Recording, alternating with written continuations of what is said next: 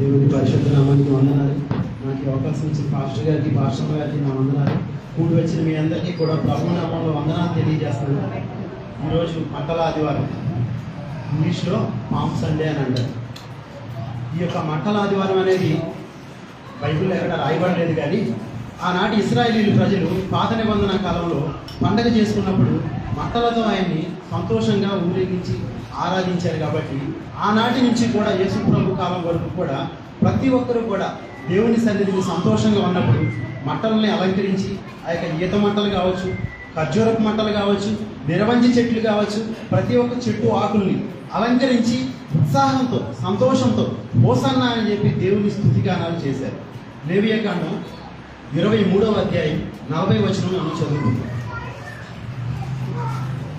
లేవియాకాండం 23వ అధ్యాయం 40వ వచనం. మొదటి దినమున మీరు దబ్బ పండ్లను, ఈత మట్టలను, కొంజి చెట్ల కొమ్మలను, కాలువల యొద్ద నుండి నిరవంజి చెట్లను పట్టుకొని 7 దినములు మీ దేవుడైన యెహోవా సన్నిధిని ఉత్సహించి చూడవలన సరిపోతుంది. ఆనాడు పాత నిబంధన భక్తులు ఐగుప్తు బానిసత్వం నుంచి విడిపించిన తర్వాత దేవునికి పండుగ ఆచరించేటప్పుడు వారందరూ కూడా, ఇశ్రాయేలీలందరూ కూడా సంతోషంతో దేవుని సన్నిధిలో కనపడి నిరవంజి చెట్ల కొమ్మలు, దబ్బ పండ్లు, ఈత మట్టలు, కొంజి చెట్లు, ఈ చెట్ల ఆకులన్నింటినీ కూడా పట్టుకుని సంతోషంతో హోసన్నా అని దేవుణ్ణి మన పూర్వీకులైన వారందరూ కూడా ఆరాధించినట్లుగా మనకు కనిపిస్తూ ఉంటుంది. అలాగే ఈ యొక్క మట్టల ఆదివారం దినాన యేసు ప్రభు వారు గాడిద మీద ఊరేగించున్నప్పుడు కూడా వారందరూ కూడా, ఆనాటి యూదులందరూ కూడా ఖర్జూరపు మంటలు పట్టుకుని యేసు ప్రభు వారిని చూస్తా హోసన్నా హోసన్నా అని కేకలు వేస్తా సంతోషంతో స్తుతిగానాలు చేసినట్లుగా మనకి 4 సువార్తల్లో మనకు కనిపిస్తూ ఉంటుంది. ఆనాడు యేసు ప్రభుని రాజుగా గుర్తించారు, కానీ వారు ఆ రాజ్య మనల్ని ఈ యొక్క బానిసత్వం నుంచి విడిపించేవారని చెప్పి పూర్తిగా యేసు ప్రభుని గుర్తించలేకపోయారు. ఎందుకు గుర్తించలేకపోయారంటే ఆనాడు యూదులందరూ కూడా రోమా యొక్క బానిసత్వంలో బంధించబడి ఉన్నారు.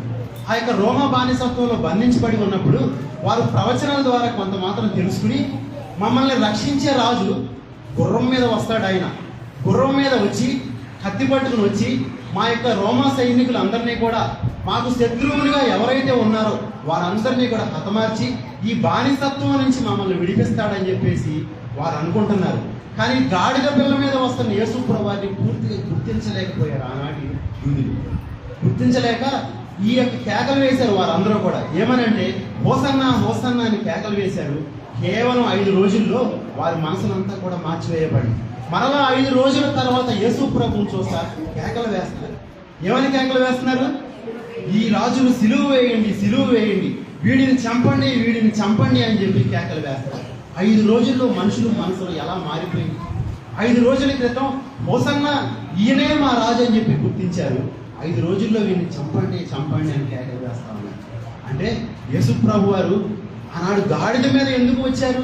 గాడిదనే ఎందుకు ఒక వాహనంగా కోరుకుని ఆయన వచ్చారనంటే, అప్పటి వరకు కూడా రాజులుగా వచ్చిన ప్రతి ఒక్కరు ఎలా వచ్చారనంటే గుర్రం మీద ఆసీనుడై బయలుదేరారు. వారు గుర్రం మీద ఒక వ్యక్తి వస్తున్నాడనంటే తను యుద్ధం చేయడానికి బయలుదేరాడని అర్థం. శత్రువులు, మీ దేశం మీదకి నేను యుద్ధానికి వస్తున్నాను, మిమ్మల్ని అందరినీ కూడా చంపి మీ దేశాన్ని నేను స్వాధీనం చేసుకోబోతున్నాను అని చెప్పి ఆ యొక్క అర్థంగా మనకు కనిపిస్తూ ఉంటుంది. యేసు ప్రభు వారు పూర్వీకుల వలె రాజులాగా వస్తున్నాడు, కానీ గుర్రం మీద బయలుదేరిన రాజుగా రాలేదు. ఆయన గాడిదను ఆసీనుడిగా చేసుకుని ఒక చిన్న గాడిద పిల్లను కోరుకుని ఆ గాడిద మీద బయలుదేరి వస్తున్నాడు. ఎందుకు గాడిద మీద వస్తున్నాడంటే ఆయన చంపటానికి బయలుదేరి వచ్చే రాజు ఎంత మాత్రం కాదు, కానీ తన ప్రజలను వారి పాపంలో నుండి విడిపించి రక్షించుకోవడానికి ఆయన ధీరుడుగా సాత్వికుడుగా వస్తున్నాడు. కాబట్టి ఒక చిన్న గాడిదను కోరుకుని గాడిద మీద బయలుదేరి వస్తున్నాడు యేసు ప్రభువు. ఆ సత్యాన్ని తెలుసుకోలేకపోయారు. గాడిద మీద వస్తున్నవాడు మనల్ని రక్షించే రక్షకుడు అని తెలుసుకోలేకపోయారు. పాత నిబంధన ప్రవచనాలు చదివారు, వారు లేఖనాలన్నీ గ్రహించారు. రక్షించే రక్షకుడు వస్తాడని చెప్పి జకర్యా భక్తుడు ప్రవచించిన ప్రవచనాలన్నీ చదివారు, కానీ గాడిద మీద వస్తున్న ఈయనే మనల్ని అందరినీ సృష్టించిన సృష్టికర్త అని ఎంత మాత్రం తెలుసుకోలేకపోయారు. జకర్యా గ్రంథం 9వ అధ్యాయం 9వ వచనం మనం చదువుకుంటాం.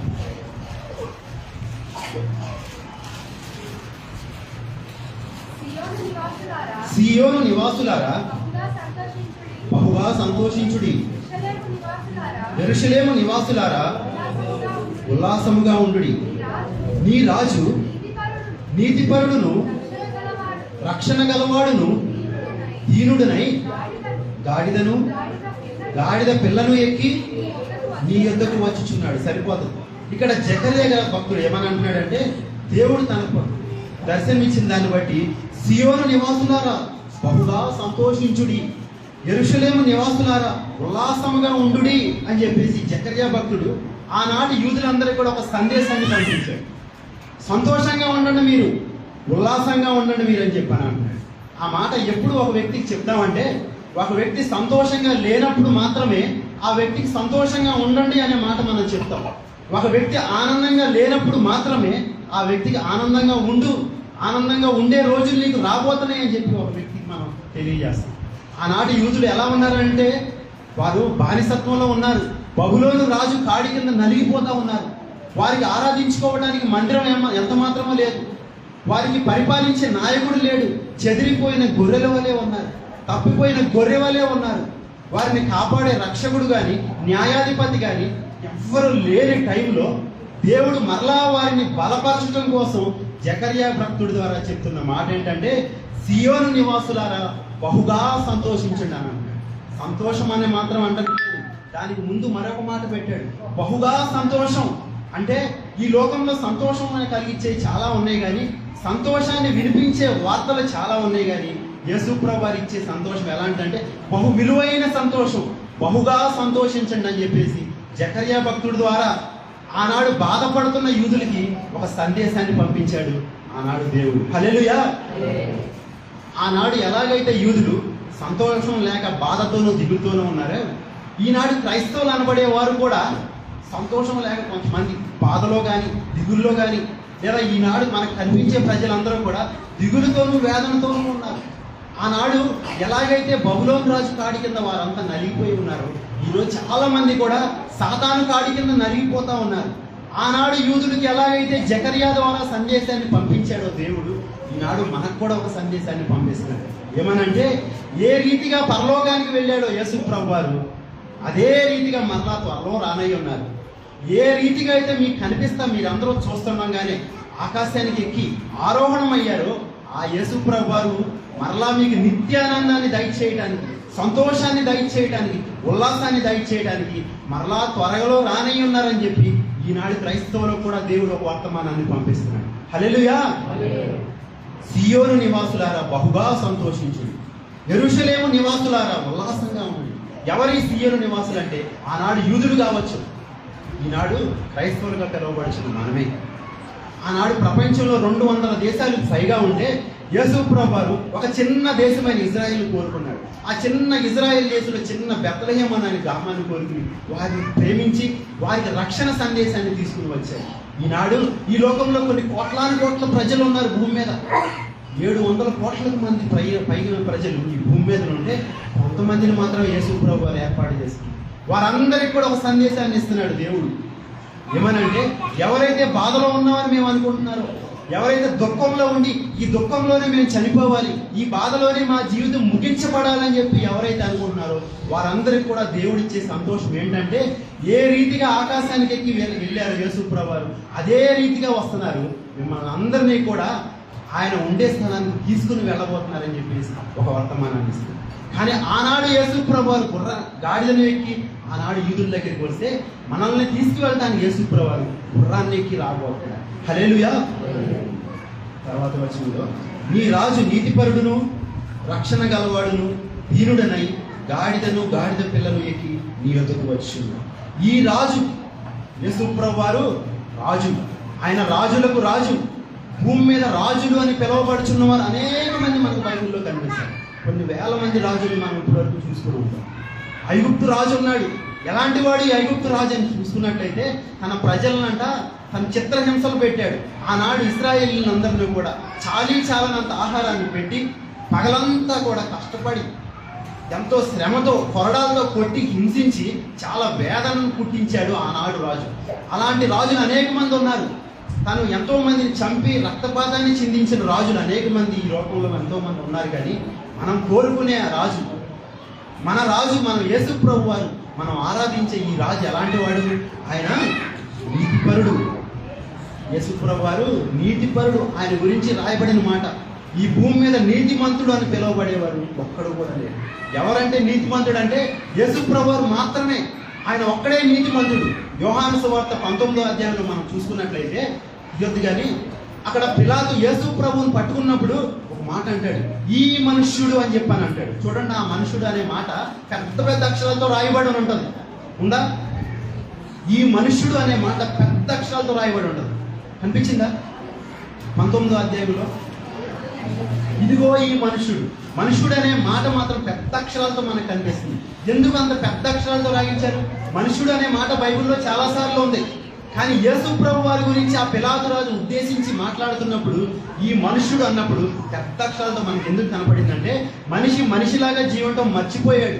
భూమి మీద ఇప్పటి వరకు మనుషులు అనేవాళ్ళు అనేక మంది ఉన్నారు, కానీ వారు ఏ ఒక్కరూ కూడా మనిషిగా జీవించలేదు. యేసుప్రభు వారు మాత్రమే మనిషి ఎలా జీవించాలో క్రియల్లో చూపించాడు. కాబట్టి యేసుప్రభు వారి గురించి అక్కడ ఈ మనుషుడు అని పెద్ద అక్షరాలతో రాయబడింది. ఎలాంటి వాడు ఈ మనుషుడు అంటే ఆయన నీతిపరుడు, ఆయన నీతిమంతుడు. మనం ఆరాధించే దేవుడు నీతిపరుడైన వాడు. ఆయన నీతిపరుడు. కాబట్టి ఇక్కడ మీ రాజు నీతిపరుడును, ఇంకా రక్షణ గలవాడును, ధీరుడునై గాడిద పిల్ల మీద ఎక్కి వచ్చుచున్నాడు. 1 యోహాను రాసిన పత్రిక 3వ అధ్యాయం 7వ వచనం మనం చదువుతాం. చిన్న పిల్లలారా, ఎవరిని మిమ్మును మోసపరచనీయకుడి. ఆయన నీతిమంతుడై ఉన్నట్టు నీతిని జరిగించు ప్రతివాడును నీతిమంతుడు. ఇక్కడ ఏమంటున్నాడంటే యోహాను భక్తుడు. ఆయన యోహాను భక్తుడు అంటే ఎవరంటే యేసు ప్రభుతో 3.5 సంవత్సరాలు గడిపిన వ్యక్తి. దూరం నుంచి చూశాడంటే లేదు. యేసు ప్రభు ఎక్కడికి వెళ్ళినా కూడా ఆ 3.5 సంవత్సరాలు ఆయన విడిచిపెట్టలేదు. ఇంకా ఆయన గురించి ఏమని ఉంటుందంటే, యేసు కుడి రొమ్మున ఆనుకున్న శిష్యుడు. ఆయన పక్కనే ఉన్నాడు. యేసు ప్రభు వారు మాట్లాడే ప్రతి మాట వింటున్నాడు. ఆయన జీవితం అంతా కూడా ప్రతి నిమిషం కనిపెట్టి ఉన్న భక్తుడు యోహాను ఏమని అంటున్నాడంటే, ఆయన నీతిమంతుడై ఉన్నట్టు నీతిని జరిగించు ప్రతివాడును నీతిమంతుడు. మనం ఆరాధించే దేవుడు నీతిమంతుడు. ఆయనలాగా ఎవరైతే నీతిగా జీవిస్తారో వారందరినీ కూడా దేవుని వాక్యం ఏమని సెలవిస్తా ఉందంటే, వారు నీతిమంతులు అని చెప్పి పిలువబడు. నీతిమంతులు దేవుని రాజ్యంలో సూర్యుని వలె ఉంటారని చెప్పేసి రాయబడి. కాబట్టి యేసు ప్రభు శిష్యులుగా, యేసు ప్రభు బిడ్డలుగా పిలువబడే మనం అందరం కూడా ఎలా జీవించాలి? నీతిగా జీవించే వారిగా ఉన్నారు. ఎందుకంటే మనం ఆరాధించే దేవుడు ఆయన నీతిమంతుడు. తర్వాత రక్షణ గలవాడు. ఆయన అంటే యేసు ప్రభు వారు భూమి మీద ఏం తీసుకుని వచ్చారు? ఆనాడు గాడిద మీద వచ్చారు. ఆయన యెరూషలేముకి యేసు ప్రభు వారు తన బాల్యం నుంచి అనేక సార్లు వచ్చారు. తను పుట్టిన తర్వాత 8వ రోజు సున్నతి చేయబడినప్పుడు మొట్టమొదటిసారిగా యేసు ప్రభు వారు యెరూషలేముకి వచ్చారు. ఆ తర్వాత 12 ఏళ్ల వయసులో పండగ కోసం తన తల్లిదండ్రులతో యేసు ప్రభు వారు ఆ యెరూషలేముకి వచ్చారు. ఆ తర్వాత ఆయన రక్షణ పొందిన బాప్తిసం తీసుకున్న తర్వాత యెరూషలేముకి వచ్చారు. తన జీవితంలో ప్రతి సంవత్సరం యేసు ప్రభు వారు యెరూషలేముకి వస్తూనే ఉన్నారు. కానీ ఈసారి యెరూషలేముకి ఎందుకు వచ్చారో తెలుసా? ఆయన ఇంతకు ముందు వచ్చింది వేరైతే, ఇప్పుడు ఆయన చనిపోవటానికి వస్తున్నారు. ఆయన ఇంతకు ముందు అంతా కూడా పరిచర్య కోసం వస్తే, ఆయన ఇప్పుడు వచ్చిన యేసు ప్రభు వారు చనిపోయి ప్రాణం పెట్టి ఈ లోకంలో ఉన్నటువంటి ప్రతి పాపికి కూడా రక్షణనివ్వటం కోసం యేసు ప్రభు వారు యెరూషలేముకి వచ్చారు. హల్లెలూయా. ఆనాడు యెరూషలేములో దేవుణ్ణి తెలుసుకొని ప్రజల యొక్క యేసు ప్రభు వారు ఎలా పంపబడ్డారు, ఈరోజు మనందరి కోసం కూడా యేసు ప్రభు వారు ఆనాడు యెరూషలేము కోసం మాత్రమే కాదు, ఈనాడు భూమి మీద ప్రతి బిడ్డ కోసం, ఎవరైతే పాపంలోను, శాపంలోను, రోగంలోను నలిగిపోతున్నారో, అపవాది కాడి కింద ఎంతరైతే బంధించబడి ఉన్నారో వారందరి కోసం కూడా యేసు ప్రభు వారు రక్షణను తీసుకురావటం కోసం ఆయన గుర్రం మీద రాలేదు, కానీ గాడిద మీద వస్తున్నారు. ఆయన గుర్రం మీద వచ్చినట్లయితే మనందరిలో ఇక్కడ ఏ ఒక్కరూ కూడా మనకు రాదు. మనందరూ కూడా శిక్షించబడి చనిపోయి నరకంలో పోవబడేవారు. కానీ ఆయన గాడిద మీద వస్తున్నాడు. మనం చేసిన పాపాలన్నింటినీ కూడా భరించి సహించి మన కోసం ప్రాణాన్ని పెట్టి మనల్ని కూడా రక్షించుకోవాలని చెప్పి యేసు ప్రభువు గాడిద మీద దీనుడిగా, సాత్వికుడిగా బయలుదేరి వస్తా ఉన్నాడు. హల్లెలూయా. మత్తయి సువార్త 21వ అధ్యాయం 5వ వచనం మనం చూద్దాం.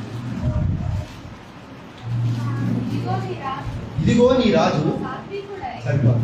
ఇక్కడ ఏమని ఉందంటే, ఇదిగో నీ రాజు సాత్వికుడై. ఇక్కడ జకర్యాలో ఆ మాట రాయలేదు, కానీ ఇక్కడ దీనుడు అని రాయబడి ఉంది. ఇక్కడ మత్తయి సువార్తలో మాత్రం సాత్వికుడు అని రాయబడదు. దీనుడు అన్న సాత్వికుడు అన్న రెండు కేవలం ఇంచుమించుగా ఒకటే భావాన్ని మనకు తెలియజేస్తుంది. సాత్వికుడు అంటే ఈ లోకంలో మనం చూసినట్లయితే మోషే భూమి మీద ఉన్న వారందరిలో కూడా మిక్కిలి సాత్వికుడు. అంటే సాత్వికుడు అంటే అనేక మంది ప్రజలను నడిపిస్తూ ఉన్నాడు. ఆ ప్రజలందరూ ఎలాంటి వారు? చాలా ఓర్పు కలిగిన వారు ఎంత మాత్రం కాదు. ప్రతి దినము కూడా మాటలతో హింసించేటటువంటి ప్రజల మధ్యలో కూడా ఓర్చుకుని వారనే ప్రతి మాట కూడా భరించి వారందరినీ కూడా కానాను వైపు నడిపించారు. కానీ మనం ఆరాధించే ప్రభు మోషే కంటే గొప్పవాడు ఆయన. మోషే గారు అంత భరించినప్పటికీ కూడా ఒకానొక సందర్భంలో తనలో ఉన్నటువంటి కోపాన్ని కంట్రోల్ చేసుకోలేక ద్రోహులారా అని చెప్పి ఒకసారి అరిశాడు. కానీ యేసు ప్రభు ఎక్కడా కూడా తన జీవితంలో కాని మాట కూడా పలకలేదని చెప్పేసి బైబిల్లో మనకు కనిపిస్తూ ఉంటాం. పిలాతు ముందు నిలవబడినప్పుడు కాని మాట నేను ఏదన్నా అన్నానంటే చెప్పు అని చెప్పేశాను. కానీ ఏ ఒక్కరు కూడా కాని మాట ఏమన్నాడో ఏ ఒక్కరు కూడా నేరాన్ని మోపలేకపోయారు. అంటే మన ప్రభు ఎలాంటి వాడు అంటే మోషే కంటే గొప్పవాడు ఆయన. ఆయన ధీరుడు, ఆయన సాత్వికుడు అని చెప్పి మనకి లేఖనాలు తెలియజేస్తాం. యేసు ప్రభు వారి సాత్వికుడు ఎంత గొప్పదనంటే యెహోవా హృదయానుసారుడిగా పిలువబడే ఒక మనుషుడు ఉన్నాడు. ఎవరతను? దావీదు మహారాజు గారే. ఆయన యెహోవా హృదయానుసారుడిగా పిలువబడే దావీదు మహారాజు గారు దేవుడిని చిన్ననాటి నుంచి ఆరాధించే ఆ దావీదు మహారాజు గారు ఒకసారి దేవుడికి అసహ్యమైన కార్యాన్ని చేసి వ్యభిచారం చేసి ఒక హత్య చేసి ఒక వ్యక్తిని చంపేశాడు. ఎలాంటి వ్యక్తి అంటే నిరపరాధి, ఏ తప్పు చేయని ఒక వ్యక్తిని చంపేస్తే ఆ వ్యక్తి చంపిన పాపాన్ని బట్టి దావీదు మహారాజు గారు చనిపోవాలి. కానీ దేవుడు ఎలాంటి వాడు అంటే ఆయన సాత్వికమైన మనస్సు కలిగిన వాడు. కాబట్టి దావీదుని ఏం చేశాడంటే దావీదు పట్ల సాత్వికాన్ని చూపించాడు. ఒకనొక చోట రాయబడి ఉంటుంది కీర్తనలో, నీ సాత్వికం నన్ను ఏమంటుంది, నీ సాత్వికం నన్ను గొప్ప చేసి నన్ను రాయబడి ఉంది. హల్లెలూయా. అంటే దేవుడిలో ఉన్నటువంటి సాత్విక ఏం చేసిందంటే దావీదును గొప్ప చేసింది. అంటే దావీదు ఆ రోజు చేసిన పాపాన్ని బట్టి తన నోటి అంటే తన మరణాన్ని దేవుడు చెప్పించాడు. కాబట్టి దావీదు అనేవాడు చంపబడాలి. కానీ దేవుడు దావీదు పట్ల ఆయన ధీరుడు కాబట్టి సాత్వికాన్ని కనబరిచి ఆ దావీదు మరలా ఒక అవకాశాన్ని ఇచ్చి క్షమించి మరొక జీవితాన్ని దయచేసి. అందుకే దావీదు అంటున్నాడు, నీ సాత్వికం నన్ను గొప్ప చేసిందయ్యా అని చెప్పేసి దావీదు అన్నాడు. హల్లెలూయా. దేవుడు అంత గొప్ప సాత్వికాన్ని దావీదు పట్ల కనబరిచాడు. తన బిడ్డే కదా, చిన్ననాటి నుంచి పాటలు పాడాడు కదా, చిన్ననాటి నుంచి నా హృదయంలో నిందారహితుడిగా జీవించాడు కదా, బాల్యం నుంచి గొప్ప విశ్వాసం కలిగి ఉన్నాడు. ఇలాంటి దావీదు నేను శిక్షిస్తే చూసే అన్ని జనులందరి మధ్యలో అవమానం కలిగిద్దని చెప్పి ఎంత మాత్రం కూడా ఊరుకోలేదు. కానీ ఆయన నీతిపరుడు, ఆయన నీతిని పరిపాలించే దేవుడు. ఆయన తన బిడ్డలైనా ఒకలాగే చూస్తాడు, ఈ లోకంలో వారైనా ఒకలాగే చూస్తాడు. మనుషులమైన మనస్వభావం ఎలాంటిదంటే మన వాళ్ళని మనం ఒకలాగా చూస్తాం, పక్క వాళ్ళని ఒకలాగా చూస్తాం. ఇది మనుషుల్లో ఉన్నటువంటి పక్షపాత బుద్ధి. కానీ మనం ఆరాధించే దేవుడిలో ఇటువంటి పక్షపాతం ఎంత మాత్రం లేదు. తన హృదయానుసారుడిగా పిలువబడే ఆ దావీదైనా సరే తను శిక్షించాడు. కానీ తన పట్ల సాత్వికాన్ని కనబరిచి దావీదుకి మరలా ఒక జీవితాన్ని దయచేసి అదే దావీదు వంశంలో నుంచి లోకరక్షకుడుగా మనం ఆరాధించే దేవుడు బయలుదేరాడు. అందుకే యేసు ప్రభువు వారు ఎక్కడికి వెళ్తున్నా పిలువబడిన పేరేంటంటే దావీదు కుమారుడా, దావీదు కుమారుడు అని ఆనాడు యూదులందరూ కూడా పిలిచారు. హల్లెలూయా. ఎందుకు దావీదు కుమారుడు అని పిలిచారంటే దావీదు పట్ల దేవుడు గొప్ప సాత్వికాన్ని కనపరిచాడు. మన దేవుడు ఎలాంటి వాడనంటే ఆయన నీతిపరుడు, రక్షణ గలవాడు, ధీరుడును, గాడిద పిల్ల మీద ఎక్కి నీ వద్దకు వచ్చుతున్నాడు. ఆయన మన దగ్గరికి వస్తున్నాడు. మనం ఆయన దగ్గరికి వెళ్ళలేదు, మనం దేవుడిని తెలుసుకోలేదు. కానీ ఆయన మన కోసం మనం పడి ఉన్న చోటికే బయలుదేరి వచ్చాడు. యేసు ప్రభువు మనం పడి ఉన్న స్థలంలోనికే వచ్చాడు. సమరయుని కథలో మనం చూస్తాం కదా, ఆ సమరయుడు ఆ యొక్క దొంగల చేతిలో చిక్కి ఒక వ్యక్తి తన ఆస్తిని అంతా పోగొట్టుకున్నాడు, తన వస్త్రాలను కోల్పోయి ఉన్న స్థితిలో ఉన్నప్పుడు ఒక యాజకుడు వచ్చాడు, చూశాడు, వెళ్ళిపోయాడు. ఒక లేవీయుడు వచ్చాడు, చూశాడు, ఏమాత్రం కూడా అతని పట్ల కనికరాన్ని చూపుతుంది. కానీ సమరయులు అని పిలువబడేవారు విరోధులైనప్పటికీ కూడా వారి దగ్గరికి వచ్చి నూనెను, ద్రాక్షారసాన్ని ఇచ్చి వెల ఇచ్చి వెళ్ళిపోయి మరలా త్వరలో నేను రాగలనని చెప్పారు. యేసు ప్రభువు వారు మంచి సమరయుడు. ఆయన మనం పడి ఉన్న చోటికి ఆయన వచ్చారు. ఆయన ఏమెక్కి వచ్చారు? గాడిదకి బయలుదేరారు. ఎందుకు గాడిద మీద వచ్చారనంటే ఆ గాడిద స్వభావం ఎలాంటిది? గాడిద గురించి మనం కొన్ని వాక్యాలు మనం విన్నాం. నిర్గమకాండం 13వ అధ్యాయం నిర్మాకాండం 13వ అధ్యాయం 13వ వచనం మనం చదువు. ప్రతి గాడిద తొలి పిల్లను వెల ఇచ్చి విడిపించి దానికి మారుగా గొర్రె పిల్లను ప్రతిష్ఠింపవలెను. తర్వాత చదువు. అట్లు దానిని విడిపించని ఎడల దాని మెడను విరగదీయవలెను. సరిపోతుంది. ఇక్కడ గాడిద అపవిత్రమైన జంతువు, గొర్రె పవిత్రమైన జంతువు. గాడిద గురించి రాయబడింది ఏంటంటే అపవిత్రమైన జంతువు. గాడిద నెమరు వేసే జంతువుల లిస్టులో లేదు. గాడిద డెక్కలు చీలిన డెక్కలు కాదు. కాబట్టి అపవిత్రమైనది గాడిద. ఈ అపవిత్రమైన గాడిద ఆ రోజు మొట్టమొదటి పుట్టిన ఏదైనా జంతువు అయినా సరే తీసుకువెళ్ళి దేవునికి బలిగా ఇవ్వాలి. మొట్టమొదటి దేవునిదే. అది గొర్రెపిల్ల పుట్టినా అది దేవునికి మాత్రమే సొంతం. ఒక మేకపిల్ల పుట్టినా దేవునికి మాత్రమే సొంతం. అలా ఈ జీవుల్లో ప్రతి జీవి కూడా దేవునిదే. కానీ ఈ యొక్క గాడిద పిల్ల మాత్రం మొట్టమొదటి పుట్టింది దేవునికి ఇవ్వకూడదు. ఎందుకు ఇవ్వకూడదు? ఇది అపవిత్రమైన జంతువు. అలాంటి గాడిద పిల్లలు ఏం చేయాలంటే దాన్ని అరణ్యంలో తీసుకెళ్ళి మెడ విరిసి చంపేయాలి. దాన్ని ఏం చేయాలి? గాడిద మెడ విరిసి చంపేయాలి దాన్ని. కానీ ఇక్కడ దేవుడు ఏమంటున్నాడంటే 13వ అధ్యాయంలో 13వ వచనం, ప్రతి గాడిద తొలి పిల్లను వెల ఇచ్చి విడిపించి దానికి మారుగా గొర్రె పిల్లను ప్రతిష్ఠింపవలెను. మెడ విరిచి చంపాలి గాడిద. ఈ గాడిద చావాలి. అని దేవుడు ఏం చేశాడంటే ఆ గాడిద పట్ల కనికరాన్ని చూపించాడు. ఆ గాడిద పట్ల తన ప్రేమను చూపించి ఏమంటాడంటే ఈ గాడిదను చంపొద్దు, కానీ ఈ గాడిద ప్లేస్ లో గొర్రెను బలిద్దాం.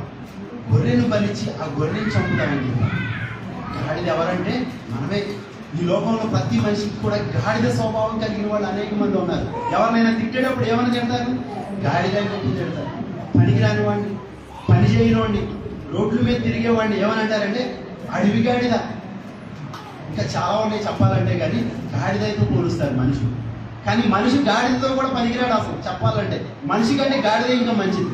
మనుషులు చేయలేని ఘోరమైన, గాడిద కూడా చేయలేనటువంటి ఘోరమైన కార్యాలు ఈ రోజులో మనుషులు చేస్తారు. అలాంటి గాడిద చంపబడకుండా ఆ గాడిద కోసం యేసుప్రభు వారు గొర్రెను బలించారు. ఆ గొర్రె ఎవరినంటే లోక పాపములను మోసుకొని పోయే దేవుని గొర్రె పిల్లల యేసుప్రభు వారు ఉంటారు. హల్లెలూయా.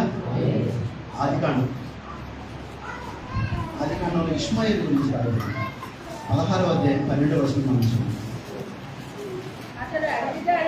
అతడు అడవి గాడిద వంటి మనుష్యుడు, అతని చెయ్యి అందరికీ, అందరి చేతులు అతనికి విరోధముగా ఉంది. సరిపోతుంది. ఇక్కడ ఇష్మాయేలు గురించి రాయబడి ఉంది. అబ్రహాము గర్భాన్ని పుట్టినటువంటి పెద్ద కుమారుడైన ఇష్మాయేలు గురించి దేవుడు చెప్పే మాట ఏంటంటే ఇతను ఇంకా పుట్టలేదు. తల్లి గర్భంలో ఉన్నప్పుడే అతని యొక్క స్వభావం ఎలాంటిదో దేవుడికి తెలుసు. కాబట్టి దేవుడు అంటున్నాడు ఇతడు అడవి గాడిద వంటి మనుష్యుడు. అంటే మనిషి స్వభావం ఎలాంటిది? ఇప్పుడు అడవి గాడిద స్వభావం కలిగింది. ఆనాడు పుట్టకముందే చెప్పాడు. మళ్ళీ అతని గురించి అంటున్నాడు ఇతని చెయ్యి అందరికీ విరోధంగా ఉంటుంది, అందరి చేతులు ఇతనికి విరోధంగా ఉంటుంది. అంటే వీడు ఎవరితోనూ కలవడు, వీడు ఎవరిని కలుపుకోనివ్వడు. ఇలాంటి స్వభావం కలిగింది గాడిద. అలాంటి గాడిదను దేవుడు యేసుప్రభువుకు. హల్లెలూయా. యోబు గ్రంథం 39వ అధ్యాయం 5వ వచనం.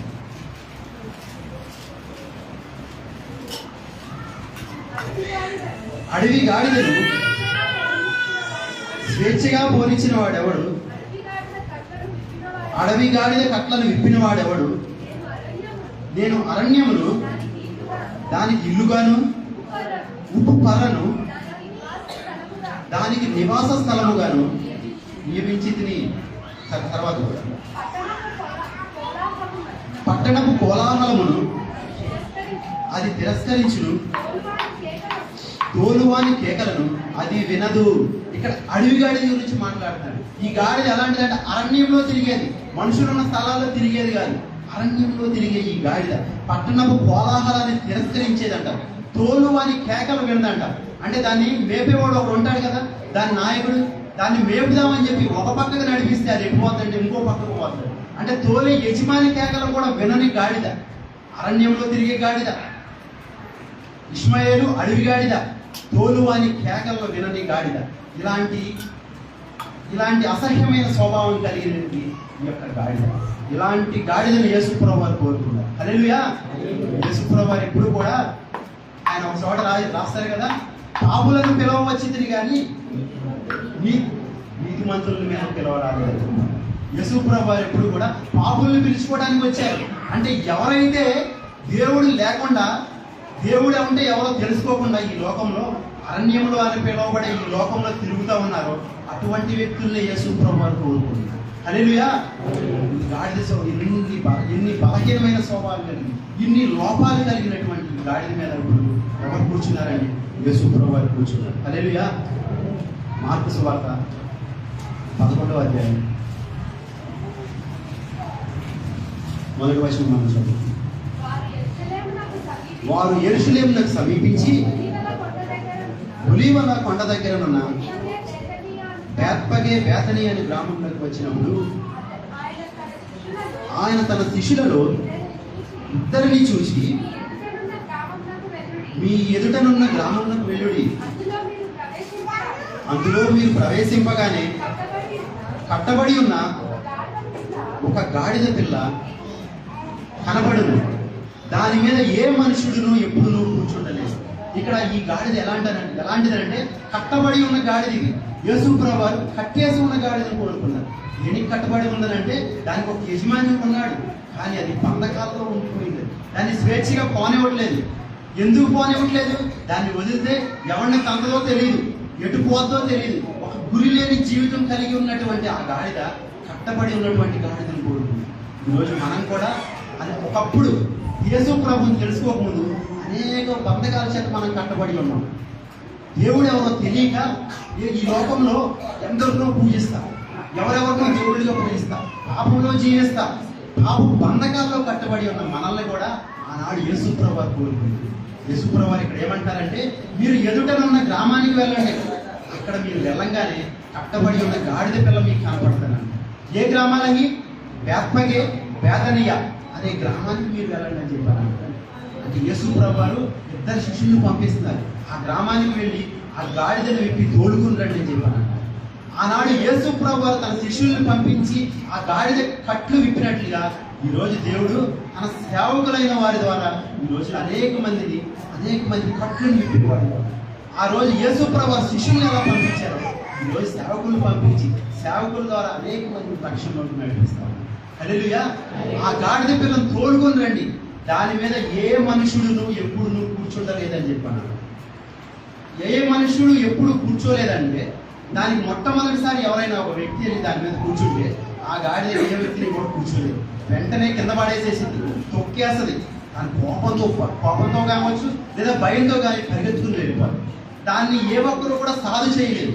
ఒక ప్రాణిని సాధు చేయాలంటే కొంతకాలం దానికి ట్రైనింగ్ ఇవ్వాలి. ఒక గుర్రమైనా సరే, ఒక ఎద్దైనా సరే, ఒక గాడిదైనా సరే, దాన్ని బండి కట్టి లాగాల్సిన ఎద్దైనా సరే, దాన్ని కొంతకాలం బట్టి ట్రైనింగ్ ఇచ్చిన తర్వాతే దాన్ని జనాల్లోకి తీసుకొచ్చి కానీ దాని మీద ఇంకొక మనిషి కూర్చుని దాన్ని నడిపిస్తాడు. కానీ ఈ గాడిద ఏ రోజు కూడా సాధు చేయబడిన గాడిద, ఏ ఒక్కరు కూర్చోనటువంటి గాడిద యేసు ప్రభువు వారు తీసుకొచ్చి దాని మీద కూర్చోండి. హల్లెలూయా. అంటే యేసు ప్రభువు వారికి ఆయన ఒక్కసారి ఆయన దాని మీద కూర్చున్నారని అంటే ఆయన ఉన్నటువంటి ప్రేమ కావచ్చు, ఆయనలో ఉన్నటువంటి సాత్వికం కావచ్చు, ఆయన దగ్గరకు వచ్చిన వారు ఎవరైనా సరే ఆయనకు లోపడాల్సిందే. హల్లెలూయా. సేన అనే దెయ్యాలు పట్టిన వ్యక్తి ఉన్నాడు, అనేక మందిని చంపే వ్యక్తిగా ఉన్నాడు. కానీ యేసు ప్రభువు వారిని ఎప్పుడైతే చూశాడో ఆయన ముందు మోకరించి ఏమని అంటున్నాడంటే, సర్వోన్నతుడైన దేవుని కుమారుడు ఆయన పిలుస్తాడు. అంటే యేసు ప్రభువు వారి దగ్గరికి ఎవరు వచ్చినా సరే ఆయనలో ఉన్నటువంటి ప్రేమ కావచ్చు, కనికరం కావచ్చు, ఆయన ఎదిరించే వారికి లోపం లేవాలి. ఆయనలో ఉన్నటువంటి ప్రేమకు కానీ, ఆయనలో ఉన్నటువంటి జాలి కానీ ఏ ఒక్కరైనా సరే ఆయనకి విధేయత చూపించాల్సింది. ఇంకా అన్నారు ఏమనంటే, ఈ గాడిద ఆయనకు కావలసి ఉంది. చదవండి ఆ మాట. ఎవడైనను మీరెందుకు ఇలాగ చేయుచున్నారని మిమ్మల్ని అడిగిన ఎడల అది ప్రభువునకు కావలసి ఉన్నదని చెప్పుడి. తక్షణమే అతడు దాన్ని ఇక్కడ తోలి పంపునని చెప్పి వారిని పంపాడు. యేసు ప్రభువు వారు ఏమని చెప్తున్నాడంటే శిష్యులకి, ఆ గాడిద ప్రభువు కావాలి. ఈరోజు ఈ గాడిద ప్రభువు కావాలి. ఇక్కడ ఉన్న మనందరం కూడా ప్రభువు కావాలి. ప్రభువు కోరుకుంటున్నాడు మనల్ని అందరినీ కూడా, కోరుకుని మనందరినీ రక్షించాడు. మనల్ని మాత్రమే కోరుకోవట్లేదు కానీ ఇంకా మన కుటుంబంలో ఎవరైతే రక్షణ పొందుకొని ఉన్నారో వారందరూ కూడా ప్రభువు కావాలని కోరుకుంటున్నారు. మనం ఆయన కావాలని కోరుకోలేదు, కానీ మన దేవుడు మాత్రం, మనల్ని ప్రేమించే దేవుడు మాత్రం, మనం గాడిద లాంటి అసహించుకునే స్థితిలో అరణ్యంలో తిరిగి అనేక మందిని హింసించే స్థితిలో ఉన్నప్పటికీ కూడా యేసు ప్రభువులో ఉన్నటువంటి ప్రేమ, ఆయనలో ఉన్నటువంటి జాలి, ఆయనలో ఉన్నటువంటి ఆ సాత్వికం ఏం చేస్తున్నాడంటే, నువ్వు నాకు కావాలి అని చెప్పి యేసు ప్రభువు ఆ రోజు గాడిద అంటున్నారు. ఈరోజు మనల్ని కూడా యేసు ప్రభువు ఈ యొక్క చిన్న గాడి పిల్లని ఒక చోట అంటే దాన్ని కోరుకోలేదు యేసు ప్రభువు.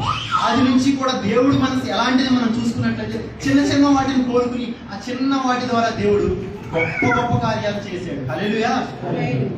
ఆయన పరిచర్యలో అనేక మంది ఆహారం పెట్టవలసి వచ్చినప్పుడు ఒక చిన్న వాణి యొక్క దగ్గర 5 రొట్టెలు కోరుకున్నాడు, 2 చేపలను కోరుకుని అనేక వేల మందికి ఆహారం ఇవ్వవలసాడు. ఇక్కడ కూడా చిన్న గాడిద పిల్లలను కోరుకున్నాడు.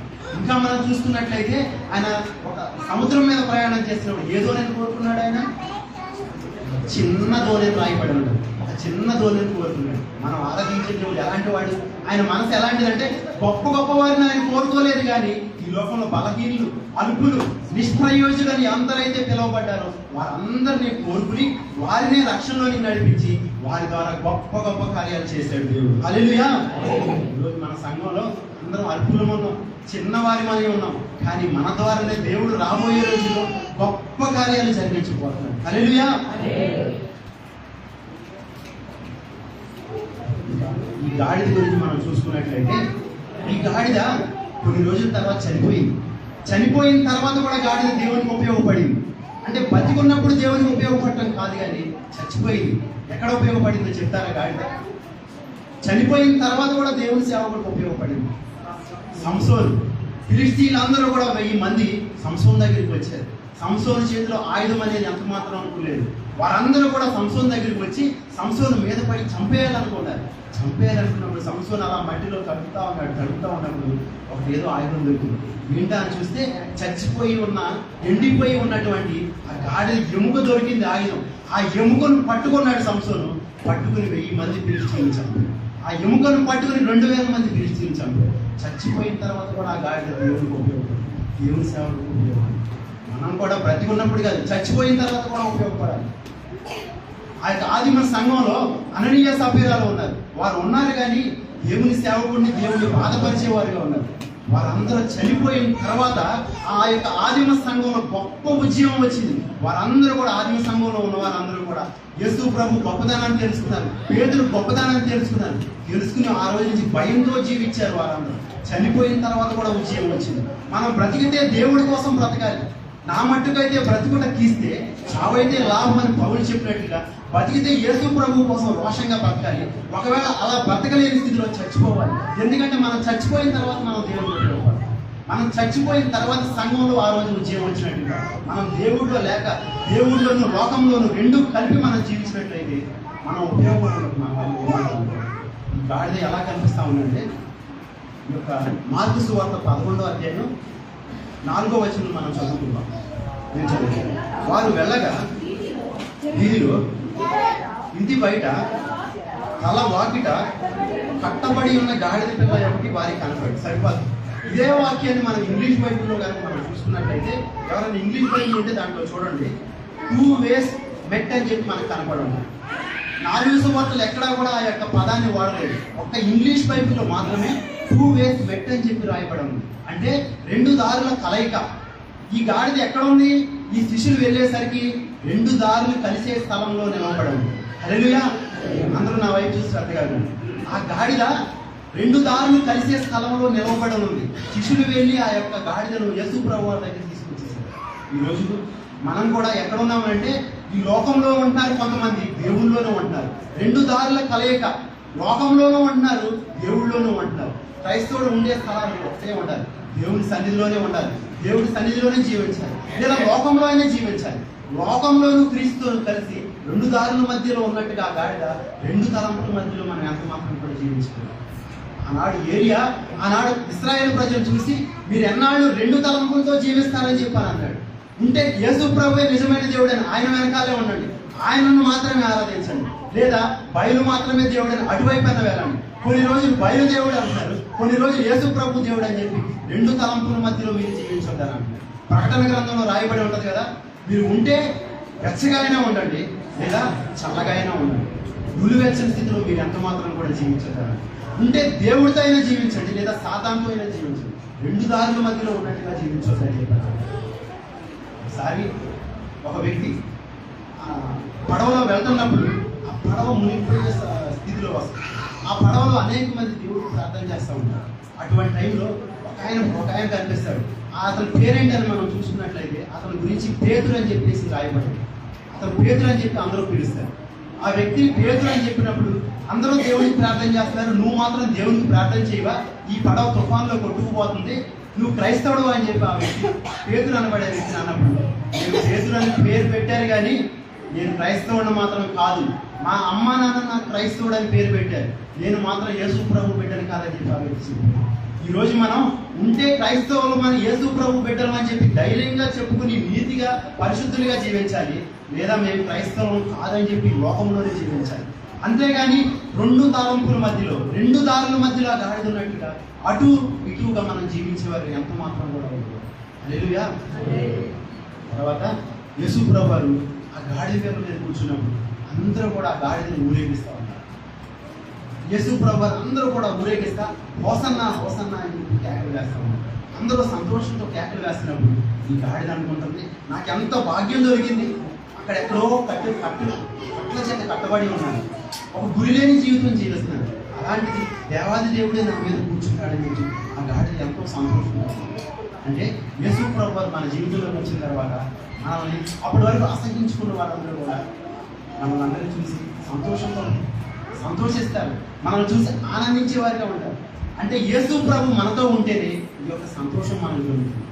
ఆ గాడిద మీద యేసు ప్రభు వారు కూర్చుంటేనే దానికి అలాంటి గొప్ప భాగ్యం దొరుకుతుంది. అందరూ గాడిదను పోగొడుతున్నారు, గాడిద మీద ఉన్నటువంటి యేసు ప్రభుని కూడా పోగొడుతుంది. హల్లెలూయా. నాకు నేను వస్తున్నప్పుడు చప్పట్లు కొట్టాను కదా, నేను బైబిల్ పట్టుకుని యేసు ప్రభు మాటలు చెప్తున్నాను కాబట్టి, యేసు ప్రభుని మోసే గాడిదగా ఉన్నాను కాబట్టి నన్ను చూసి మీరు చప్పట్లు కొట్టాను. అదే లోకంలో తిరిగేవాడిగా ఉన్నట్లయితే చప్పట్లు కొట్టేవాడు రాళ్ళు కూడా విసిరే సందర్భాలు కూడా వస్తాయి. అంటే ఏ మనిషి అయినా సరే యేసు ప్రభుని మోసేవాడిగా ఉంటే ఆ మనిషికి ఘనత దొరుకుతుంది. హల్లెలూయా. యేసును మోసిన ఆ గాడిదకి ఏం దొరికిందంటే ఘనత దొరుకుతుంది. గాడిద అపవిత్రమైన జంతువు అయినప్పటికీ కూడా అది ఒక వ్యక్తిని ఊరి నుంచి తప్పించింది, ఒక సేవకుడిని మరణం నుంచి తప్పించింది. ఏ గాడిద? ఆ గాడిద బిలాము గాడిద. బిలాము దేవుని మాటలు మర్చిపోయి బహుమానం కోసం పరిగెడతా ఉన్నాడు. దేవుడిచ్చే బహుమానాన్ని వదులుకుని ఆ యొక్క అన్యుడైనటువంటి ఆ మోయాబు రాజు ఇచ్చే బహుమానం కోసం పరిగెడతా ఉన్నప్పుడు ఆ గాడిద అంటుంది, తప్పించి తన పక్క తప్పుని కింద పడేసింది ఆ గాడిద. ఆ గాడిద ఒక మాట అంటది, ఏమనంటే నీ యొక్క ఏమనంటది, నీ యొక్క దాసినైన నాటి నుంచి కూడా ఏ రోజైనా నేను ఇలాంటి కార్యాన్ని చేశాను, అప్పటి నుంచి కూడా నేను ఎలా యథార్థంగా నడుచుకున్నాను, నువ్వంటే నాకు ఎంత ప్రేమ, కానీ నిన్ను చంపాలని దేవదూత పట్టుకుని నిలబడి ఉంది కాబట్టి నిన్ను తప్పించడం కోసమే ఈ కార్యాన్ని చేశాను. సేవకుడిని రక్షించింది ఆ గాడిద. ఇదే గాడిద దారి తప్పి జీవిస్తున్న వ్యక్తిని ఉరికి అప్పగించింది. ఒక గాడిద ఉరి నుంచి సేవకుడిని తప్పిస్తే ఒక గాడిద ఉరికి కూడా అప్పగించింది. ఆ గాడిద ఎవరో తెలుసా? ఆ గాడిద మీద ఉన్న వ్యక్తి ఎవరో తెలుసా? అబ్షాలోము కన్న తండ్రిని చంపాలని చెప్పేసి వెళ్తున్నప్పుడు తప్పించుకుని పారిపోతున్నప్పుడు తను గాడిద మీద వెళ్తున్నప్పుడు ఆ అబ్షాలోము మరణించాడు. సేవకుడి మరణం నుంచి తప్పించింది. తప్పు చేసి దేవుడిని అవిధేయుడిగా జీవిస్తున్న వ్యక్తి మరణాన్ని కూడా అప్పగించింది. గాడిదలో ఎన్నో లోపాలు ఉన్నాయి, ఎన్నో అపవిత్రతలు తనలో ఉన్నాయి. అయినప్పటికీ కూడా యేసు ప్రభువు ఆ చిన్న గాడిదను కోరుకున్నారు. ఆ గాడిద గురించి రాయబడి ఉంటుంది, భారవాహక పశువు పిల్ల. అంటే భారాలు మోసేది ఆ గాడిద. ఈ లోకంలో మనుషులు ఎన్నో భారాలు మోసేవారిగా ఉన్నారు, పాప భారాన్ని మోసేవారిగా ఉన్నారు, శాప భారాన్ని మోసేవారిగా ఉన్నారు. ఈ లోకంలో ప్రతి భారాన్ని మోసే ఆ యొక్క గాడిదను ఏం చేశారనంటే, గుర్తింపు లేని ఆ గాడిదను యేసు ప్రభువు ఆ భారాలన్నింటినీ కూడా విడిపించి ఆయనే గాడి మీద కూర్చున్నారు. అంతకు ముందు మోసిన భారం ఎలాంటిదంటే పాపభారం. ఇప్పుడు మోసేది ఏంటంటే యేసు ప్రభువుని. అప్పుడు చిన్న చిన్న మూటలే మోసింది, కానీ ఇప్పుడు యేసు ప్రభువుని మోస్తుంది. కానీ యేసు ప్రభువు ఎక్కువ బరువు ఉంటారు. అయినప్పటికీ కూడా అది సంతోషంతో, నా మీద సృష్టికర్త ఉన్నాడు, ఇంతకు ముందు మోసిన దానికంటే ఇప్పుడు నేను సంతోషంగా ఉంటాను. ఈ లోకంలో ఇంతకు ముందు పెన్నడో దొరకని గొప్ప ఘనతను నాకు అనుగ్రహించిన ఈ దేవుణ్ణి నేను చివరిదాకా ఉంటానని చెప్పేసి యేసు ప్రభువుని మోసింది ఆ కాదు. భారవాహ పశువు పిల్ల అని చెప్పి రాయబడింది. మనం అందరం కూడా ఈ లోకంలో యేసు ప్రభు అంటారు కదా, ప్రయాసపడి భారం మోయించిన సమస్త జనులారా నా యొద్దకు రండి, నా యొద్దకు రండి అని చెప్పి యేసు ప్రభు అని పిలుస్తారు. ఎందుకు ఆయన దగ్గరికి రమ్మని అంటారండి? ఆయన కాడి చూడటానికి భారంగా కనిపిస్తుంది, కానీ ఆ కాడి సులువు, తేలిక, భారమైనది కాదు. నా దగ్గరకు వచ్చి మీరు నా మీద మీ కాడి ఎత్తుకుని అని చెప్పేసి ఆనాడు యేసు ప్రభు ప్రసంగంలో చెప్తారు.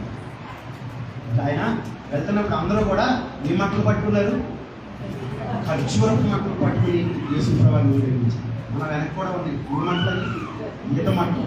ఇంగ్లీష్లో ఈత మట్టలైనా, కొబ్బరి మట్టలైనా, పామాయిలైనా, గొంజి చెట్లైనా అన్నింటినీ కూడా పామ్ అని పిలుస్తారు. తెలియక ఈత చెట్లు మనకు దొరకవు కాబట్టి ఖర్జూరపు చెట్లు, ఈత చెట్లు తీసుకొచ్చారు, కానీ ఇంగ్లీష్లో అంతా ఒకటే. దేవుడి కోసం ప్రేమతో తీసుకొచ్చారు, ఈత మట్టలు పట్టుకుని వచ్చారు. కానీ యేసు ప్రభువు ఆయన కోసం ఆనాడు యూదులు ఖర్జూరపు మట్టలు పట్టుకుని ఆయన ఎదుర్కొన్నారంట. ఖర్జూరపు చెట్టు దేనికి సాదృశ్యంగా ఉందంటే అది ఎడారిలో పెరిగే చెట్టు. దానికి ఎడారిలో తాగడానికి ఒక చుక్క నీరు కూడా దొరకదు. అలాంటి స్థలాల్లో ఖర్జూరపు చెట్టు విస్తారంగా ఫలించేటటువంటి చెట్టు ఆయన ఖర్జూరపు చెట్టు. కీర్తనలో రాయబడి ఉంటుంది కదా, నీతిమంతులు ఖర్జూరపు వృక్షం వలె మొమ్మవేయుదురు, వారు దేవుని మందిరంలో నాటబడిన వారే ఆయన ఆవరణంలో వర్ధిల్లుతారని చెప్పేశారు. ఖర్జూరపు చెట్టు మామూలుగా కనిపిస్తాం. ఖర్జూరపు చెట్టు విస్తారంగా ఫలిస్తుంది. ఎక్కడ ఫలిస్తుంది? నీరు దొరికే చోట అంత మాత్రం కాదు, కానీ ఎండిపోయిన నేలలో తాగడానికి చుక్క నీరు కూడా లేదు అలాంటి స్థలంలో ఫలిస్తుంది. అంటే నీతిమంతుడైన మన యేసు ప్రభువు ఆయన బిడ్డలమైన మనం కూడా ఎలా ఉండాలంటే కష్టాల్లో కూడా ఫలించేవారు ఉండాలి. కష్టాలు వచ్చినప్పుడు, ఈ లోకంలో బాధలు వచ్చినప్పుడు, ఎలాంటి సందర్భాల్లో అయినా సరే దేవుణ్ణి విడిచిపెట్టుకోకుండా నా దేవుడు నాకు ఉన్నాడు, నాకు తోడుగా ఉన్నాడని ఒక ధైర్యంతో ముందుకు వెళ్ళే వారికి మనందరం కూడా ఉండాలి. ఇంకా పరమగీతం 7వ అధ్యాయం 7వ వచనంలో రాయబడి ఉంటుంది, నువ్వు తాళ వృక్షం అంతా తిన్నది దానం అని చెప్పేసి రాయబడి. తాళ వృక్షం అన్న ఖర్జూరపు వృక్షం అంటే తిన్నది, అది తిన్నగా పెరిగేది. అది ఎక్కడ పెరుగుతుంది? ఆకాశం వైపు పెరుగుకుంటా వెళ్ళేది ఖర్జూరపు చెట్టు. ఈ లోకంలో చెట్లన్నీ ఎలా ఉంటాయి అంటే భూమి మీదే తమ జీవితం అన్నట్టుగా అక్కడక్కడే ఫలిస్తే అక్కడే విస్తారంగా ఫలించేగా ఉంటాయి. కానీ ఈ ఖర్జూరపు చెట్టు మాత్రం తిన్నగా ఆకాశం వైపు ఎదిగి ఫలించేది. తిన్నని జీవితం అంటే పరిశుద్ధతకు సాదృశ్యంగా. క్రైస్తవుడు ఎలా జీవించాలంటే ఈ లోకంలో వంకర టెంకర్గా జీవించేవాడిగా ఉండకూడదు. తిన్నగా పరిశుద్ధంగా జీవిస్తా ఆ ఖర్జూరం చెట్టు ఆకాశం వైపు చూస్తా ఎలా వెళ్తుందో మనం ఆకాశం అంతా ఉన్న దేవుని వైపు చూస్తాం, ముందుకు వెళ్ళేవాడిగా ఉంటాం. హల్లెలూయా. ఖర్జూరం చెట్టు సౌందర్యానికి సాదృశ్యంగా. ఇంగ్లీష్లో ఖర్జూరం చెట్టుని, హెబ్రీ భాషలో ఈ ఖర్జూరం చెట్టుని తామారు అని పిలుస్తారు. తామారు అంటే సౌందర్యం కలిగింది. ఈ ఖర్జూరం చెట్టు ఎలా సౌందర్యం కలిగిందో క్రైస్తవులైన మనం కూడా ఎలా ఉండాలంటే ఆత్మ సౌందర్యాన్ని కలిగిన వారు ఉంటారు. ఈ బాహ్య శరీరం దేవుడు ఎంత మాత్రం కోరుకోవట్లేదు, బయట కనిపించే ఈ శరీరాన్ని కోరుకోవట్లేదు, కానీ ఆత్మ సౌందర్యాన్ని కోరుకునే దేవుడు మనకు. కాబట్టి మనం కూడా ఖర్జూరపు చెట్టు వలె అంతర్గత సౌందర్యాన్ని కలిగి ఈ లోకంలో జీవించేవారు ఉంటాం. లూకాసు వార్త 19వ అధ్యాయం 41వ వచనం నుంచి, ఆయన పట్టణమునకు సమీపించినప్పుడు దానిని చూచి దాని విషయమై ఏడ్చి, నీవును ఈ నీ దినమందైనను సమాధాన సంబంధమైన సంగతులను తెలుసుకుని ఎడల నీకెంతో మేలు. కానీ ఇప్పుడు అవి నీ కన్నులకు మరుగు చేయబడి ఉన్నవి. ప్రభువు నిన్ను దర్శించిన కాలము నీవు ఎరగకుంటివి కనుక నీ శత్రువులు నీ చుట్టూ గట్టు కట్టి ముట్టడి వేసి అన్ని ప్రక్కలను నిన్ను అరికట్టి నీలోనున్న నీ పిల్లలతో కూడా నిన్ను నేల కలిపి నీలో రాతి మీద రాయి నిలిచి ఉండని నీ ఎన్ని దినములు వచ్చుచున్నవని చెప్పారు. ఆ రోజు యేసు ప్రభువారు ఆ పట్టణాన్ని చూసి ఏడ్చారంట. ఆయన గాడిద పీడ మీద వెళ్ళిన తర్వాత అందరూ కూడా సంతోషంతో హోసన్నా హోసన్నా అని కేకలు వేస్తా ఆ యొక్క సంతోషంలో ఉన్నప్పుడు యేసు ప్రభువారు వారితో పాటు సంతోషించలేదు, కానీ ఆయన యెరూషలేము పట్టణాన్ని చూసి ఏడుస్తూ ఉన్నారు. ఆనాడు యెరూషలేము పట్టణాన్ని చూసి యేసు ప్రభువారు ఏడ్చినట్టుగా ఈ యొక్క మహానగరంగా పిలువబడే హైదరాబాద్ పట్టణాన్ని చూసి యేసు ప్రభువారు ఏడుస్తూ ఉన్నారు. ఈ యొక్క దేశాన్ని చూసి యేసు ప్రభువారు ఏడుస్తా ఉన్నారు. ఎందుకనంటే ఆనాడు యూదులు యేసు ప్రభువారిని కళ్ళారా చూస్తున్నారు.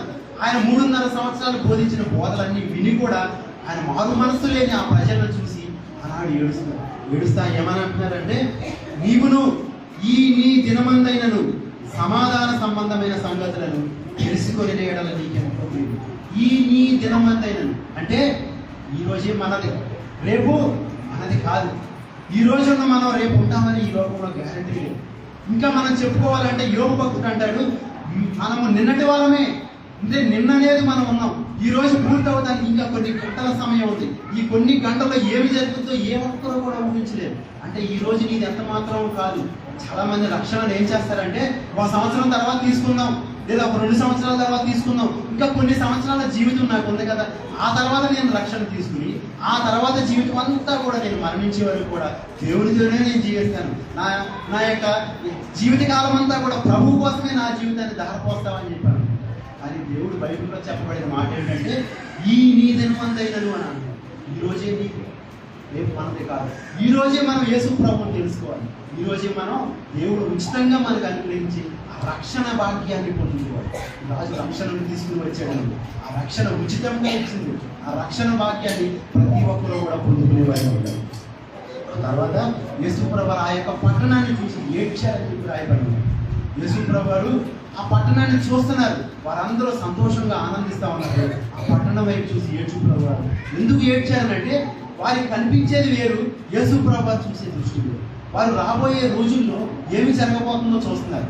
ఒక 5 రోజుల తర్వాత కేకలు వేసి, హోసన్నా నీవే మా రాజు, నీవే మా రాజు అని ఆరాధించే ప్రజలు వీరిని చంపండి చంపండి అని కేకలు వేసిన తర్వాత పాపంని బట్టి వారందరి మీదకి రోమారాజు రాబోతున్నాడు. ఆయన ఖడ్గాన్ని తీసుకుని రోమారాజు ఈ పట్టణాన్ని చంపబోతున్నాడు.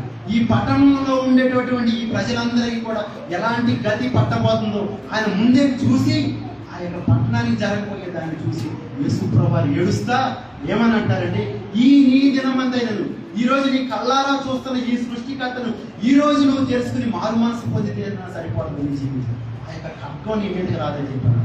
పాత నిబంధనలో ఆనాడు ఇశ్రాయేలీయులు ఎలా జీవించారో యేసు ప్రభు కాలంలో కూడా అలాగే జీవించారు. ఆనాడు కూడా ఇర్మియా ప్రవక్త ద్వారా చెప్పబడినప్పుడు బబులోను రాజు రాబోతున్నాడు, మిమ్మల్ని అందరినీ చంపబోతున్నాడు అన్నట్టు వారు ఆ రోజు కూడా తెలుసుకోలేదు. చెప్పినట్లుగానే బబులోను రాజు వచ్చి ఆ యొక్క సిద్కియా రాజు కన్నులన్నీ కూడా ఓడదీసి తన ముందే తన కుమారులిద్దరిని కూడా చంపేశారు. ఆనాడు ప్రజలు ఉన్నట్టుగా ఈనాడు యేసు ప్రభు కాలంలో కూడా అలాగే జీవించారు.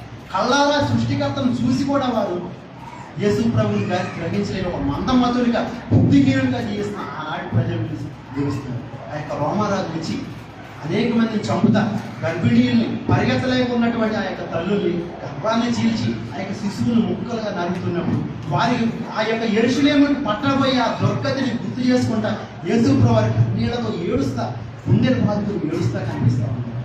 ఈరోజు ఈ యొక్క దేవుళ్ళు లేకోకుండా మనం జీవించినట్లయితే, దేవుడు లేకోకుండా మనం బ్రతికినట్లయితే, ఆయన ఉచితంగా ఇచ్చేటటువంటి ఆ రక్షణ భాగ్యాన్ని పొందుకోకుండా మనం ఉన్నట్లయితే, ఆ రోజు యేసు ప్రభువు ఆ పట్టణాన్ని చూసి ఏడ్చినట్లుగా ఈరోజు ఈ పట్టణంలో ఉన్నటువంటి మనల్ని చూసి కూడా యేసు ప్రభువు ఏడుస్తారు. కాబట్టి మనం యేసు ప్రభువు ఆనాడు ఎందుకు ఏడ్చాడో ఆ సత్యాన్ని తెలుసుకుని మనం ఈరోజు ఎలా జీవించాలంటే, ఆనాడు యేసు ప్రభువు ఆనాడు యూదులను చూసి ఏడ్చినట్లే ఈరోజు నేను అలా జీవించలేదు. నేను యేసు ప్రభువు నాకు ఇచ్చే రక్షణ భాగ్యాన్ని పొందుకుంటాను. నా జీవితం అంతా కూడా ఈరోజు యేసు ప్రభువు కోసమే నేను జీవిస్తాను. నా మట్టుకు అయితే బ్రతుకుడకి ఇస్తే చావైతే లాభం అన్నట్టుగా ఆ యేసు ప్రభువునే తలుచుకుంటాను. ఆయన కోసమే నేను జీవిస్తాను. నా కోసమే ఆ రోజు యేసు ప్రభువు ఈ లోకంలో విలువలేని ఆ ప్రాణిని ఎక్కారు. అల్పమైనది పనికిరానటువంటి గాడిదని ఎక్కారు. ఆ గాడిద నన్నే కోరుకున్నాడు యేసు ప్రభువు. ఆ గాడిదని విప్పి తోలుకురండి, ఇది ప్రభు కావాలి అని చెప్పి యేసు ప్రభువు అన్నట్టుగా ఈరోజు యేసు ప్రభువు నిన్నే పిలుస్తున్నాడు. ఇక్కడ ఉన్న ఎవరైతే రక్షణ లేదో వారినే పిలుస్తున్నాడు. నువ్వు యేసు ప్రభు కావాలి, మనం అందరం కూడా యేసు ప్రభు కావాలి. నీ కుటుంబంలో ఉన్న ప్రతి ఒక్కరు కూడా యేసు ప్రభు కావాలి. ఈ హైదరాబాద్లో ఉన్న ప్రతి ఒక్కరిని కూడా యేసు ప్రభు కోరుకోవాలి. మన దేశాన్ని అంతటినీ కూడా యేసు ప్రభు కోరుకోవాలి. ఆయన దృష్టిలో అందరూ సమానం.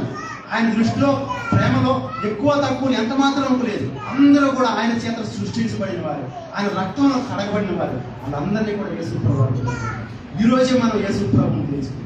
ఈ రోజు నుంచైనా, ఇంకా ఇప్పటి వరకు ప్రభుని తెలుసుకోలేకపోలేదు, ఈ రోజు నుంచైనా యేసు ప్రభు మనకి ఇచ్చేటటువంటి రక్షణ భాగ్యాన్ని పొందుతున్నాం. ఆయన తర్వాత జకర్యా గ్రంథం 9వ అధ్యాయం 10వ వచనంలో రాయబడి ఉంటుంది. చదవండి అన్నమాట. జకర్యా 9:10. ఎఫ్రాయిములో రథములు ఉండకుండా నేను చేసేదను, యెరూషలేములో గుర్రములు లేకుండా చేసేదను, యుద్ధపు విల్లు లేకుండా పోవును. నీ రాజు సమాధాన వార్త అన్యజనులకు తెలియజేసి సరిపోదు. ఈ రాజు ఎలాంటి వాడు అంటే, ఈ రాజు అంట ఆ ప్రాంతానికి వచ్చి ఆ ప్రాంతంలో అడుగు పెట్టిన తర్వాత పట్టణంలో ఎలా మారిపోయింది? గుర్రపు విల్లు, గుర్రాల సప్పుడు కనపడకుండా ఆగిపోయిందని అంట. విల్లు అనేది కనపడకుండా పోయిందని అంట. ఎందుకు గుర్రాల సౌండ్ ఆగిపోయింది? గుర్రాలు పరిగెడుతున్నాయి అంటే వీధిలో ఏంటి అర్థం? యుద్ధ వాతావరణం అక్కడ కనిపిస్తా ఉంది. విల్లు పట్టుకుని అక్కడ ఉన్నాడంటే చంపుకునే వాళ్ళు ఉన్నారు. కానీ ఈ రాజు ఎలాంటి వాడు? సమాధానకర్తని. ఆయన పుట్టక ముందే ఆయన గురించి రాయబడిన వార్త ఏంటంటే, ఆయన గురించి రాయబడిన పేరేంటంటే యేసు ప్రభు సమాధానకర్త. ఆయన శాంతిని, సమాధానాన్ని అనుగ్రహించడానికి ఈ లోకానికి వచ్చాడు. నా శాంతినే మీకు అనుగ్రహిస్తున్నానని చెప్పాను. ఈ యొక్క సమాధానకరుడైన, నీతిపరుడైన యేసు ప్రభు గారు ఆ ప్రాంతంలో అడుగుపెట్టిన తర్వాత అటు ఇటు వీధుల్లో తిరిగి గుర్రాల సప్పుడని ఆయన విల్లు పట్టుకుని కనిపించేవాడు అంతా మారిపోయారు. కఠినమైన హృదయాలందరూ కూడా ఎలా మారిపోయారంటే దేవుని సేవకులుగా మారిపోయారు. సౌలు ఎలాంటి వాడు? గుర్రాల మీద బయలుదేరాడు, చంపేయాలన్నంత కసితో బయలుదేరాడు. అలాంటి సౌలు ఎలా మారిపోయాడంటే యేసు ప్రభు దగ్గర ఆయన శిష్యుడిగా మారిపోయాడు. అవసరమైతే యేసు ప్రభు కోసం ప్రాణం పెట్టేందుకు ఆయన మారిపోయాడు. ఈరోజు యేసు ప్రభు సమాధానకర్త. ఈ యొక్క సమాధానకర్త గుర్రం మీద, గాడిల మీద బయలుదేరి మనందరికి ఏం తీసుకుని వచ్చాడంటే రక్షణ తీసుకుని వచ్చాడు. ఆయన సాత్వికుడు, దీన మనసు కలిగిన వాడు. కాబట్టి ఇన్ని మాటలు విన్న మనం, యేసు ప్రభు ఎలాంటి వాడో తెలుసుకున్న మనం, మన పూర్వీకులందరి గురించి రాయబడిన మాటలన్నీ విన్న మనం అందరం కూడా ఈరోజు యేసు ప్రభుని మన హృదయంలో దాచుకుని మనం జీవించే వరకు కూడా యేసు ప్రభు మార్గంలోనే నడుస్తా. ఖర్జూరపు వృక్షం వల్ల తిరున్నైన ఆకాశం వైపు ఎదిగినట్టు ఖర్జూరపు వృక్షం వల్ల మనం జీవిస్తాం. యేసు ప్రభుని మోసిన గాడి వల్ల మనం జీవిస్తూ ఉన్నట్లయితే అందరూ కూడా రోజు ఆకాశం నుంచి ఒక శబ్దం వినపడదు. ఏమనంటే ఆత్మయు పెండ్లి కుమార్తెయు ఇక్కడికి ఎక్కి రమ్ము అనే శబ్దం వినపడదు. ఆ శబ్దం ఎవరికి వినపడద్ది? రక్షణ పొంది యేసు ప్రభు రక్తంలో కడగబడిన వారికి మాత్రమే ఆ శబ్దం వినపడదు. నీ చుట్టూ, నీ పక్కన అనేక మంది జనులు కనిపిస్తూ ఉంటారు, వారి ఎవ్వరి చెవులకి వినపడదు. యేసు ప్రభు గురించి నువ్వు ఆయన రక్షణ కలిగి ఉంటేనే ఆ శబ్దం నీకు వినిపిస్తుంది. ఆ శబ్దం వినిపించినప్పుడు రెప్పపాటులో మనం అందరం కూడా ఈ యొక్క మట్టి శరీరం నుంచి మహిమ శరీరంకు మార్చబడి యుగ యుగాలు కూడా దేవుడు రాజ్యం కృప ఈరోజు వాక్యం అన్న ప్రతి వ్యక్తికి కూడా దేవుడు దయచేది. ఆమేన్. మన అందరం కూడా ఈ రోజు నుంచి యేసు ప్రభువుని కలిగి ఆయన గాడి వల్లే మనం మోసేవారిగా ఉండట్లేదు. మనందరం కూడా నిత్యానందంలో మనందరం కూడా ముగింపు ప్రాంతంలో మనందరం కూడా ఆ గాడి వల్లే మనం ఉండాలని చెప్పి దేవుని వేడుకోండి. హల్లెలూయా. జయ హే